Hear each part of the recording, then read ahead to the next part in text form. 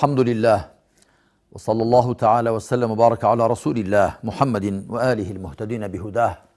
من الصحب والأزواج والقرابة والتابعين لهم بإحسان إلى يوم اللقاء. خوشک برانی بەڕێز و خۆشەویستی مسلمان و سنجین، خۆشحاڵم کە لە ئاڵقەی حوتەمی زنجیرەی ڕەوشت و ئەدەبە کۆمەڵاتیەکاندا بە دەرتان شاد بوومەوە. لەم ئاڵقەی حوتەمەدا باسی ئەدەب لەگەڵ دراوسێدا دەکەین. دراوسێ بە عەرەبی جاری پێ دەڵێن، بە جیڕان کۆ دەبێتەوە،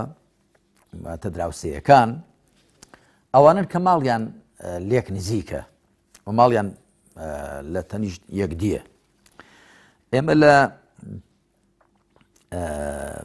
چەند بڕگەیەکدا باسی ئەدەب و ڕەوشتی بەرز و جوانی موسڵمانەتی لەگەڵ دراوسێدا و چۆنێتی مامەڵە لەگەڵ دراوسێدا دەکەین. یەکەم پێناسەی دراوسێ دەکەین.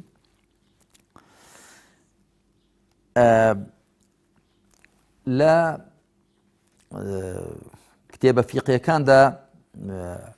حەق الجار یا حەق الجیوار لەژێر ئەو ناونیشانەدا هاتووە. ئایا مەبەست لە دراوسێ چێیە و چەند ماڵ لەم لاولای ماڵی تۆ دەگرێتەوە پێی دەگوترێت دراوسێ؟ لەو بارەوە زانایان ڕاجیاییان هەیە. بۆ وێنە ئیبن حەجەر لە فەتح الباریدا بەرجی دە لە پەڕە 374 دەڵێ حد الجوار 40 دارا من كل جانب. دوایی دەڵێ وهذا يحتمل أن يريد منه التوزيع فيكون من كل جانب 10. يعني زۆر لە زانایان گوتووی ئەنە 40 ماڵ لە تەنیشت ماڵی تۆ پێ دەگوترێت دراوسێ. جا ئیبن حەجەر بۆ خۆی دەڵێ ئەمە ئەگەری ئەوەی هەیە مەبەست دەوە بێت کە ئەو 40 ماڵە دابەش بن بەسەر هەر چوار دەوردا، واتە 10 ماڵ لە لای ڕاست، 10 ماڵ لە لای چەپ، 10 ماڵ لە لای پێشەوە، 10 ماڵ لە لای دواوە.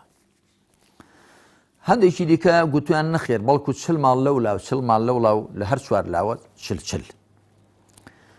من ڕام وایە کە ئەم مەسەلەی چەند ماڵ دراوسێن دەگەڕێتەوە بۆ عورف و نەرێت و دەگەڕێتەوە بۆ باوی کۆمەڵگا. لە دێیەکی گچکەدا هەموو ماڵەکان دیارە بە دراوسێ یەکدی لە قەڵەم دەدرێن، یاخود دێک ئەگە گەورەی بێ گچکە مادام هەموو یەکدی بناسن هەموو بە هاوماڵ و دراوسێ یەکدی لە قەڵەم دەدرێن. بەڵام لە شارێکی قەڵەباڵغدا کە بە جۆرێکی دیکە خانووەکانیان هەڵکەوتون، مەرجیش نییە 10 خانووش لەولا هەمووی بە دراوسێدا بندرێ، چونکە ڕەنگە خانووەکانیان پانتای زۆری داگرت بێ و هەتا 10 ماڵان ئاوا دەڕۆی یا بەولادەیان بەولادە مەسافەکەی زۆرە، مەرجنی هەمووی بە دراوسێدا بندرێ. بۆیە ئەو شتانە دەگەڕێنەوە بۆ عورفی کۆمەڵگا و نەرێتی کۆمەڵگا و چۆنێتی شارنشینی و دیمۆغرافیای شارەکان. بڕگەیەکی دیکە کە گرنگی پەیوەندی دراوسێتی و چاکە لەگەڵ دراوسێ، با سەرەتا تەماشای ئەم ئاەتە مبارەکە بکەین، ئاەتی 36 سوورەتی النیساء. خوا دەفەرمێ واعبدوا الله ولا تشركوا به شيئا وبالوالدين إحسانا وبذي القربى واليتامى والمساكين والجار ذي القربى والجار الجنب والصاحب بالجنب وابن السبيل وما ملكت أيمانكم إن الله لا يحب من كان مختالا فخورا. خوا سبحانه وتعالى فەرمانمان پێ دەکا، دەفەرمێ بەندایەتی بۆ خوا بکەن و هیچ شتێک مەکەنە هاوبەشی. ئەوە یەک. دوو، وبالوالدين إحسانا، لەگەڵ باب و داچیشتاندا چاکەکردن بکەنە پیشە. ئەوە دوو. سێ، وبذي القربى، لەگەڵ خزمانیشدا چاکەکاری بکەنە پیشە. واليتامى، لەگەڵ هەتیوانیشدا، واتە منداڵی نەباڵقی بێباب. 5، والمەساکین، و لەگەڵ نەدارانیشدا، کەسێک کە هێندەی نێ پێ بژێ. 6، والجاری ذی القربى، و لەگەڵ دراوسەیەکی کە خزمایەتی هەیە. والجاری الجنوب، و لەگەڵ دراوسەیەکی لە تەنیشتت، یاخود والجاری ذی القربى واتە دراوسەی نزیک، والجاری الجنوب واتە دراوسەیەکی دوور، ماڵەکەی دوورتریش بێ. والصاحب بالجنب، هاوڵێک کە لە تەنیشتە، وابن السبيل، و ڕێبوار، وما ملكت أيمانكم، و ئەوانەی کە لە بەردەستانن. وەکو کۆی لەو کەنیزەک و یاخو خزمەتکار و ئەوانە لەگەڵ هەموو ئەوانەدا چاکەکار بن إن الله لا يحب من كان مختالا فخورا بەدڵنیایی خوا هەر کەسێکی خۆش ناوێ کە بەفیز و کەشخە بێ و شانازی بەخۆکەر بێ مختال ئەوەیە کە لە خەیاڵی خۆیدا خۆی پێزل بێ فەخور ئەوەیە شانازی بەسەر خەڵکەوە بکە بۆی اختیال بەخا زیاتر حاڵەتێکی دەرونیە فەخر حاڵەتێکی ڕواڵەتی و بیندراوە پێغەمبەری خوا صلی الله عليه وسلم لەبارەی چاکە لەگەڵ دراوسێ و چاچی لەگەڵ دراوسێدا ئەم فەرمایشتە دەفەرمێ ما زال جبريل يوصيني بالجار حتى ظننت أنه سيورثه رواه البخاري ومسلم جبريل پێغەمبەر دەفەرمێ عليه الصلاة والسلام جبريل ئەوەندە ئامۆژگاری کردم لەبارەی دراوسێەوە هەتاکو گومانم وا برد دەیکاتە میراتگر کە دراوسێ میراتی دراوسێ دەگرێ تم ڕەنگەن سەرنجام بەوە بگا دیارە جبريل هیچ شتێکی لە خۆوە بە پێغەمبەر نەگوتووە عليه الصلاة والسلام لە خواوە پەیامی هێناوە جار لە دوای جار پێغەمبەر عليه الصلاة والسلام گومانی بۆ دروست بووە کە ڕەنگە ئەو هەموو ئامۆژگاریکردنەی جبريل بۆی ئەو هەموو پێڕاگەاندنەی جبريل بۆی ڕەنگە سەرکێشێ بۆی کە میراتی دراوسێش بداتە دراوسێ ئەنجا گەیاندنی پەیوەندی دراوسێتی و چاکە لەگەڵ دراوسێ چەند گەورەیە بە پێچەوانەوە خراپە لەگەڵ دراوسێ هێندە گوناحێکی گەورەیە و هەندە شتێکی بەزەڕ و زیان بەخشە وەکو لەم فەرمایشتەوە دیارە پێغەمبەر دەفەرمێ عليه الصلاة والسلام والله لا يؤمن والله لا يؤمن والله لا يؤمن قيل من يا رسول الله صلى الله عليه وسلم قال من لا يأمن جاره بوائقه رواه البخاري ومسلم پێغەمبەر عليه الصلاة والسلام ڕۆژێ فەرمووی بەخوا بڕوا ناهێنێ بەخوا بڕوا ناهێنێ بەخوا بڕوا ناهێنێ گوترا کێ ئەی پێغەمبەر صلی الله عليه وسلم فەرمووی کەسێک کە دراوسەیەکەی لە زیان و زەرەری دڵنیان نییە بەوائق یعنی شەڕ و خراپە هەر کەسێک دراوسەکانی لێ دڵنیان نەبن لێ ئەمین نەبن کە لێ تووشی زەرەر نابن بە بڕوادار لە قەڵەم نادرێ ئەوە شتێکی زۆر گەورەیە ئەنجا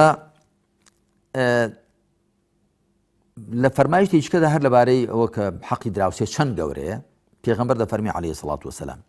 ما آمن بي من بات شبعان وجاره جائع إلى جنبه وهو يعلم أمش رواه الطبراني والبزار بإسناد حسن پێغەمبەر دەفەرمێ عليه الصلاة والسلام ئەو کەسە بڕای بە من نەهێناوە کە بە تێرێتی شەو دەکاتەوە و دراوسێکەشی برسیەتی لە تەنیشتی و پێشی دەزانێ ئەگە پێی نەزانێ گوناهبار نییە ئەلبەتە بە کەم تەرخەم لە قەڵەم دەدرێت کە بۆچی بە برسیەتی دراوسەکەی نەزانیوە بەڵام هەڕەشە گەورەکە نایگرێتەوە بەڵام بزانێ دراوسەکەی برسی و هەژار و نەدارە و ئەویش تێوە ڕابمێنێ بۆ خۆشی تێر و پڕ بێ پێغەمبەر دەفەرمی عليه الصلاة والسلام ئەو کەسە بڕای بە من نەهێناوە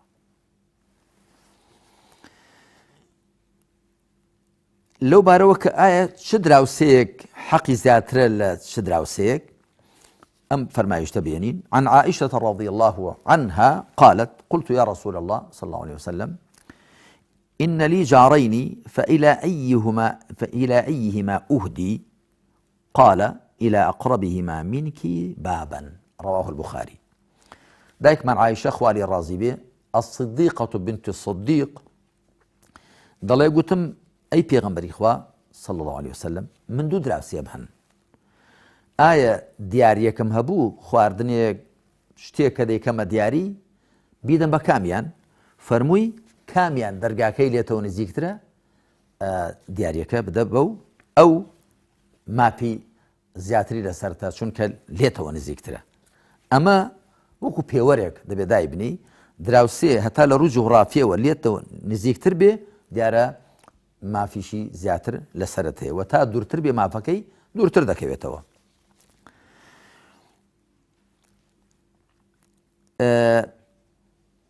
دەتوانین بڵێن دراوسەکان لە ڕووی پلەبەندیەوە سێ جۆرن دراوسەیەک هەیە مافێکی هەیە دراوسەیەک هەیە دوو مافی هەن دراوسەیەک هەیە سێ مافی هەن ئەو دراوسەی کە مافێکی هەیە بریتێ لە دراوسەیەکی ناموسڵمان مسڵمان نییە بەڵام دراوسێتە مافی دراوسەیەتی لەسەرتە ئەوە یەک مافی هەیە مادە مرۆڤە دراوسێتە دەبێ حەقی دراوسێتی لەگەڵ جێبەجێەکەی نابێ هیچ کەس لە موسڵمان ڕەوش بەرزتر بێ بە ئەدەبتر بێ خۆشخۆڵۆقتر بێ چاکەکارتر بێ لەگەڵ مسلمان لەگەڵ نامسڵماندا دراوسەیە کە دوو مافی هەن بریتێ لە دراوسەیەکی مسلمانیشە و دراوسێشتە دوو حەقی لەسەر حەقێکی دینی و حەقێکی دراوسەیەتی دراوسەیەکی دیکە کە سێ مافی لەسەرتن ئەوەیە کە دراوسەیەکی مسلمانی خزم ئەوە هەم حەقی دراوسەیەتی هەیە هەم حەقی مسلمانەتی هەیە و هەم حەقی خزمایەتیشی لەسەرتە لە کۆتایی ئەم باسەدا برای خوشکانی مسلمان دەمەوێت عەرزتان بکەم کە بێگومان ئێمە لەم ژیانە دنیایەدا بەڕەوشت و ئەدەبی بەرز و جوانەوە نەبێ ناتوانین پێکەوە مامەڵە بکەین مامەڵەیەکی تەندروست و ناتوانین کۆمەلگایەکی تەندروست بین لە ڕاستیدا ئیسلام زۆر گرنگی داوە بە پەیوەندی کۆمەڵایەتیەکان وەکو باسمان کرد پێشتر پەیوەندی ژن و مێر لەگەڵ یەکدی باب و دایک لەگەڵ منداڵیان منداڵ لەگەڵ باب و دایکیان ئەمجا خزم لەگەڵ خزم ئێستا دراوسێ لەگەڵ دراوسێ ئەگەر مسلمانان بەو ئەدەب و ڕەوشتە بەرز و جوانانەوە پێکۆ مامەڵە بکەن ئەگەر ژن و مێرد پێکەوە پاشان باب و دایک لەگەڵ منداڵەکانیان منداڵ لەگەڵ باب و دایکیان دوایی خزم لەگەڵ خزمی ئەمجا دراوسێ لەگەڵ دراوسێ وەکو دوایش باسی دەکەین هەموو توێژەکانی دیکەی کۆمەلگا پێکەوە بەو ڕەوشت و ئەدەبە بەرز و جوانان پێکەوە مامەڵە بکەن زۆر لە گرفت و کێشەکان کە مرۆڤێک یاخود ماڵێک یا ئافرەتێک یا پیاوێک لێ عاسیە دەبێت لێ دەبێتە گرێکی وێرە ئەگە خزمەتیەکە پتەو بێ خزمان بەدەمیەوە دەچن دراوسەکان بەدەمیەوە دەچن لە ئیسلامدا زۆر گرنگی بەوانە دراوە هەر بۆیە کە ئێستا لە نێو موسڵماناندا ئەو ڕەوشت و ئەدەبە جوانانە تا ڕێدەیەک پارێزراون کەسێک لە گەڕەکێک دەمرێ خەڵکی گەڕەکەکە هەمویان خۆیان بە خاوەن تازیە دەزانن یا خزمەکان هەموو لێک کۆ دەبنەوە ئەوە شتێکی زۆر پەسەندە ئەوە بەمەرجێک وەکو بۆ ناحەق نەبێ و بۆ زوڵمکردن نەبێ پەیوەندی خزمەتی پەیوەندی دراوسێتی پەیوەندی ڕەفیقایەتی و برادەرایەتی لەگەڵ یەکدیدا بۆ مەبەستی شەرعی بۆ بەرژەوەندی شەرعی بۆ بەدەمیەکەوە چوون و دەستبار لەگەڵ یەکدیگرتن شتێکی زۆر گەورە پەسەندە خواپەرستی و دینداری تەنیا ئەو نوێژەنیە کە لە مزگەوت دەیکەین تەنیا ڕۆژە و گرتنی مانگی ڕەمەزان و تەنیا حەج و عومرە و تەنیا زەکات و باقی پەرستشەکان نییە بەڵکو پەیوەندی کۆمەڵایەتیەکانیش هەر لە بازنەی فراوانی عیبادەت و تاعەتدان عیبادەت یعنی چی؟ یعنی ملکەچی بۆ خوا یعنی بەڕێوەچوون بە پێی شەریعەتی خوا جا ئەو شەریعەتی خوا کە بۆی داناوی لە مزگەوتدا چی بکەی بۆشی داناوی لەگەڵ خزمانی چی بکەی لەگەڵ دراوسێش چی بکەی لەگەڵ باب و داکیشی لەگەڵ منداڵیشت لەگەڵ دۆست و لەگەڵ دوژمن و لەگەڵ هەموو لایەکدا چۆن مامەڵە بکەی بێگومان مامەڵەکردن بە ڕەوشتە بەرز و جوانەکان لەگەڵ یەکدیدا هەموو ژیان بۆ ئێمە دەکاتە میحراب و هەموو ژیان بۆ ئێمە دەکاتە پەرستگا و هەموو کردەوە و ئاکارەکانی ئێمە دەکاتە پەرستشێک کە پاداشتیان لەسەر وەربگرنەوە بەڵکوکو دواتر لە ئاڵلقەکانی دوایی دەباسی دەکەین جاری وا هەیە ڕەوشت و ئەدەبێکی کۆمەڵایەتی چاکەکردنێک قسەیەکی خۆش ڕوویەکی خۆش بەدەمەوچوونی کەسێک کە نەخۆشە کە لێ قەوماوە کە بێدەرەتانە کە گرفتارە بەدەمەوچوونی لە عیبادەتی شخصی خێرترە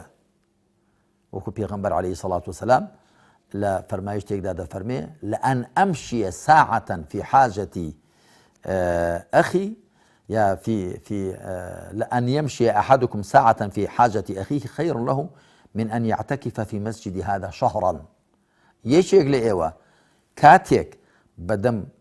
گرفت و کێشەی برایەکیەوە بچێ سەعاتێک کاتێک باشترە بۆی کە یەک مانگ لەو مزگەوتەی مندا بچێتە ئیعتیکافەوە کەواتە خواپەرستی و تاعەت لە ئیسلامدا وەکو چۆن پەیوەندی بە نێوانی مرۆڤەکان و خواوە هەیە سوبحانەوە تەعالا پەیوەندی بە نێوانی مرۆڤەکان و مرۆڤەکانیشەوە هەیە ئەو ڕەوشت و ئەدەبە بەرز و جوانانە، ئەو ڕەحم و شەفەقەت و بەزەیی و چاکەکاری لەگەڵ یەکدیدا، ئەوە هەمووی عیبادەت و تاعاتێکە کە پاداشتی لەسەر وەردەگرینەوە. خوا بە لوتف و کەڕەمی خۆی ئێمە لەو کەسانە بجێڕێکە باشترین دراوسێ دەبین بۆ دراوسێکانمان، لەگەڵیاندا چاکەکار دەبین، بۆیان دڵسۆز دەبین. صلى الله على محمد وعلى آله وصحبه أجمعين والحمد لله رب العالمين.